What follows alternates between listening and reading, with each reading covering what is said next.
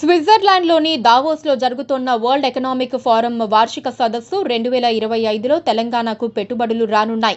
రేవంత్ రెడ్డి సర్కార్తో ప్రముఖ కంపెనీ తొలి ఒప్పందం చేసుకుంది. నిత్యావసర వస్తువుల తయారీలో ప్రపంచంలోనే పేరొందిన బ్రాండ్లలో ఒకటైన యూనిలివర్ కంపెనీ తెలంగాణలో పెట్టుబడులకు సుముఖత వ్యక్తం చేసింది.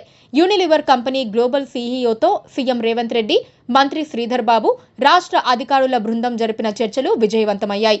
ఈ సందర్భంగా తెలంగాణలో పెట్టుబడులకు ఉన్న అవకాశాలు, కంపెనీలకు ప్రభుత్వం కల్పిస్తోన్న సహాయ సహకారాలను రేవంత్ రెడ్డి వివరించగా, సంతృప్తి చెందిన యూనిలివర్ కంపెనీ సీఈఓ తెలంగాణలో భారీ పెట్టుబడులకు ఆసక్తి కనబరిచారు.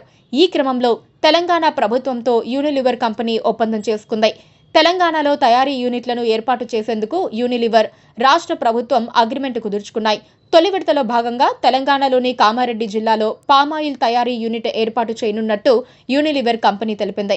అలాగే రాష్ట్రంలో బాటిల్ క్యాప్ల తయారీ యూనిట్ను నెలకొల్పేందుకు కూడా సంసిద్ధత వ్యక్తం చేసింది. తెలంగాణలో పెట్టుబడులు పెట్టేందుకు యూనిలివర్ కంపెనీ ముందుకు రావడంతో సీఎం రేవంత్ రెడ్డి ఆనందం వ్యక్తం చేశారు. యూనిలివర్ కంపెనీ ద్వారా రాష్ట్రంలో యువతకు ప్రత్యక్షంగా, పరోక్షంగా భారీగా ఉపాధి అవకాశాలు లభిస్తాయని పేర్కొన్నారు.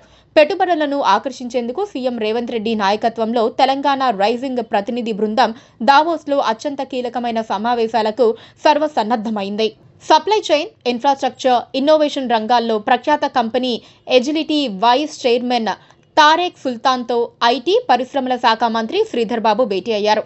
తెలంగాణ ప్రభుత్వం వ్యవసాయ రంగం అభివృద్ధిపై ప్రత్యేక దృష్టి సారించడంతో పాటు రైతుల ఆదాయాన్ని స్థిరంగా పెంచేందుకు ఇస్తోన్న ప్రాధాన్యతలను మంత్రి శ్రీధర్ బాబు ఈ సమావేశంలో వివరించారు. దావోస్లోని తెలంగాణ పెవిలియన్లో సందడి నెలకొంది. స్విట్జర్లాండ్లోని దావోస్లో వరల్డ్ ఎకనామిక్ ఫోరం 55వ వార్షిక సదస్సులో సీఎం రేవంత్ రెడ్డి తెలంగాణ పెవిలియన్ ప్రారంభించిన తర్వాత కేంద్ర మంత్రులు, ఇతర రాష్ట్రాల మంత్రులు, ఉన్నతాధికారులతో సమావేశమయ్యారు.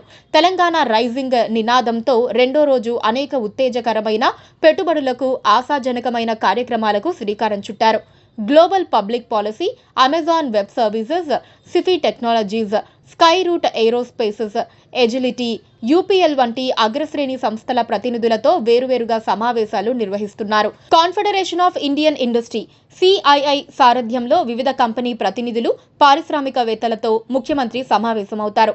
ప్రధానంగా ఐటీ, డేటా సెంటర్లు, క్లీన్ అండ్ గ్రీన్ ఎనర్జీ రంగంలో పెట్టుబడులను ఆకర్షించడమే లక్ష్యంగా తెలంగాణ రైజింగ్ టీం చర్చలు జరపనుంది. Please subscribe to KTV Telugu. KTV Telugu. KTV Telugu. KTV Telugu channel.